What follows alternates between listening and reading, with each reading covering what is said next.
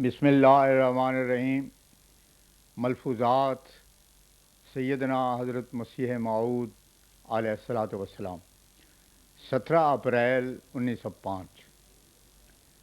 مولانا عبد الکریم صاحب سیالکوٹی کی حالات توبہ کا ذکر تھا۔ حضرت اقدس علیہ السلام نے ارشاد فرمایا، میں بہت دعا کرتا ہوں۔ دعا ایسی شے ہے کہ جن امراض کو اطباء اور ڈاکٹر لا علاج کہہ دیتے ہیں، ان کا علاج بھی دعا کے ذریعے سے ہو سکتا ہے۔ پھر فرمایا، پیشگوئیوں کا صحیح مفسر خود زمانہ ہے۔ دیکھو، اس زمانے میں یاجوج ماجوج، دجال، نزول مسیح وغیرہ کے متعلق تمام پیشگوئیاں صاف سمجھ میں آ گئی ہیں۔ کہ فرمایا، رات کو ہم نے دیکھا کہ سخت زلزلہ آیا ہے۔ وہ زمانہ اصل میں قریب ہے، اچانک آئے گا، معلوم نہیں کہ کس وقت آ جائے۔ ایک شخص کا خط آیا جس میں لکھا تھا کہ میں نے خواب میں مرزا صاحب کو اچھی صورت میں نہیں دیکھا۔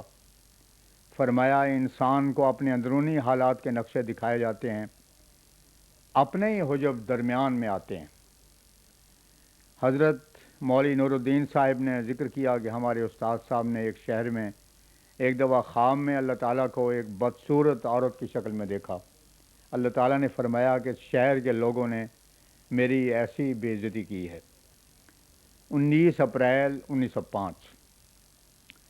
فرمایا، آدم نے نرم دلی اختیار کی، اس کے معاملہ میں تاخیر کی گئی۔ لیک رام نے شوخی دکھائی، اس کے معاملے میں تقدیم کی گئی، یعنی مدت پیش گوئی ہنوز گزرنے نہ پائی تھی کہ وہ ہلاک ہو گیا۔ قبل نماز ظہر مفتی محمد صادق صاحب سے حضور نے دریافت فرمایا کہ آیا شیخ یعقوب علی صاحب اشتہار ندا کے انتباہ کے انتظام کے واسطے لاہور چلے گئے ہیں؟ آپ نے عرض کیا کہ صبح چلے گئے ہیں۔ فرمایا، ہمارا جی چاہتا ہے کہ آپ بھی جائیں اور پروف کو بغور پڑھ کر درست کر دیں۔ چنانچہ حسب الحکم مفتی صاحب شام کو لاہور تشریف لے گئے اور 4 روز کے بعد واپس دارالامان حاضر ہوئے۔ 24 اپریل 1905۔ ایک شخص نے عرض کی کہ میرا دل آج کل ایسا ہو رہا ہے کہ نماز میں لذت اور رقت پیدا نہیں ہوتی اور نہایت سخت تکلیف میں رہتا ہوں۔ خواہ مخواہ شبہات پیدا ہوتے رہتے ہیں، اگرچہ ان کو بہت رد کرتا ہوں تاہم وساوس پیچھا نہیں چھوڑتے۔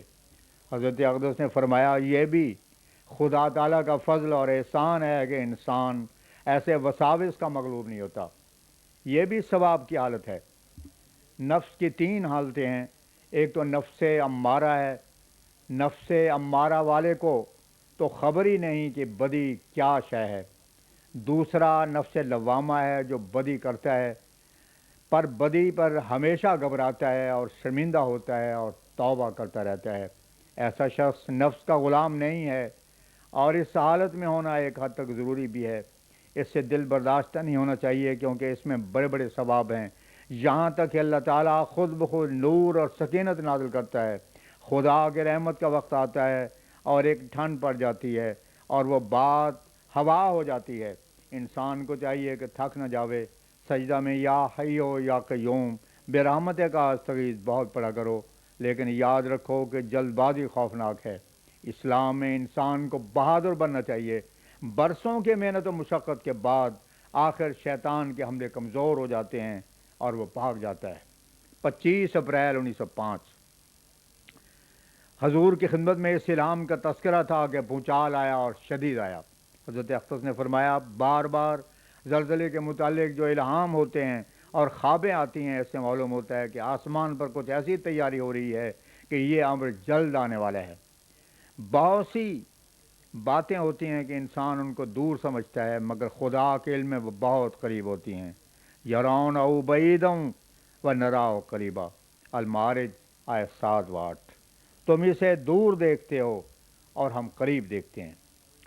مرزا ظفر اللہ خان صاحب EAC گرداسپور کے ایک رشتہ دار کے خط بنام سید امیر علی شاہ صاحب ڈپٹی انسپکٹر تھا، وہ پڑھا گیا۔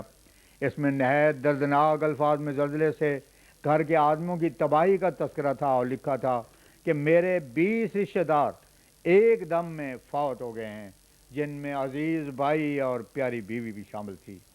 حضرت اقدس نے فرمایا ابھی آگے آنے والا ہے اس سے بھی زیادہ سخت نظر آتا ہے، مگر لوگوں کی حالت یہ ہے کہ ابھی تک ہنسی ٹھٹے سے باز نہیں آئے۔ خدا کا دن اچانک آنے والا ہے۔ حضرت مولوی نور الدین صاحب نے عرض کی کہ انجیل میں لکھا ہے کہ وہ چور کی طرح آئے گا۔ حضور نے فرمایا ٹھیک ہے، مگر چور کا لفظ کچھ زیب نہیں دیتا۔ قرآن شریف میں بہت مناسب لفظ ہے کہ بغتتاً، یعنی اچانک آئے گا، پہلے کچھ خبر نہ ہوئی۔ فرمایا شاید اس میں کچھ دیر ہو جائے تاکہ لوگ پوری طرح شوخیاں کر لیں اور اپنے واسطے عذاب کے سامان اچھی طرح جمع کر لیں، پھر اچانک یہ آفت ان پر پڑے گی۔ 28 اپریل 1905 بعد نماز جمعہ، اعلیٰ حضرت حجت اللہ مسیح موعود علیہ السلام نے ایک تقریر باہم ہمدردی اور حقوق اخوت پر فرمائی۔ حضور نے ارشاد فرمایا میں صرف اس قدر بیان کرنا ضروری سمجھتا ہوں کہ ہماری اس جماعت کو ایک قسم کا دھوکہ لگا ہوا ہے، شاید اچھی طرح میری باتوں پر غور نہیں کی، اور وہ غلطی اور دھوکہ یہ ہے کہ اگر کوئی شخص ہماری جماعت میں سے طاعون سے فوت ہو جاوے تو اس قدر بے رحمی اور سرد میری سے پیش آتے ہیں کہ جنازہ اٹھانے والا بھی نہیں ملتا۔ در حقیقت جیسا کہ قاضی امیر حسین صاحب نے لکھا ہے، یہ مصیبت و ماتم سے بھی بڑھ کر ہے۔ یاد رکھو تم میں اس وقت دو اخوتیں جمع ہو چکی ہیں، ایک تو اسلامی اخوت اور دوسرے سلسلے کی اخوت ہے۔ پھر ان دو اخوتوں کے ہوتے ہوئے گریز اور صد میری ہو تو یہ سخت قابل اعتراض امر ہے۔ میں سمجھتا ہوں کہ اگر ایسے مسافر اپنے گھروں میں ہوتے تو وہ خارج از مذہب سمجھتے ہیں، اور کافر کہتے ہیں ان میں بھی اس قسم کی صد میری نہ ہوتی۔ لیکن یہ صد میری کیوں ہوتی ہے؟ دو باتوں کا لحاظ نہیں رکھا جاتا، افراط اور تفرید کا۔ اگر افراط اور تفرید کو چھوڑ کر اعتدال سے کام لیا جاوے تو ایسی شکایت پیدا نہ ہو۔ جبکہ تواصع بالحق اور تواصع بالمرحمہ کا حکم ہے، تو پھر ایسے مردوں سے گریز کیوں کیا جاوے؟ اگر کسی کے مکان کو آگ لگ جاوے اور وہ پکار فریاد کرے تو جیسے یہ گناہ ہے کہ محض اس خیال سے کہ میں جل نہ جاؤں اس مکان کو اور اس میں رہنے والے کو جلنے دے اور جا کر آگ بجھانے میں مدد نہ دے، ویسے ہی یہ بھی معصیت ہے کہ ایسی بے احتیاطی سے اس میں کود پڑے کہ خود جل جاوے۔ ایسے موقع پر احتیاط مناسب کے ساتھ ضروری ہے کہ آگ بجھانے میں اس کی مدد کرے۔ پس اس طریق پر یہاں بھی سلوک ہونا چاہیے۔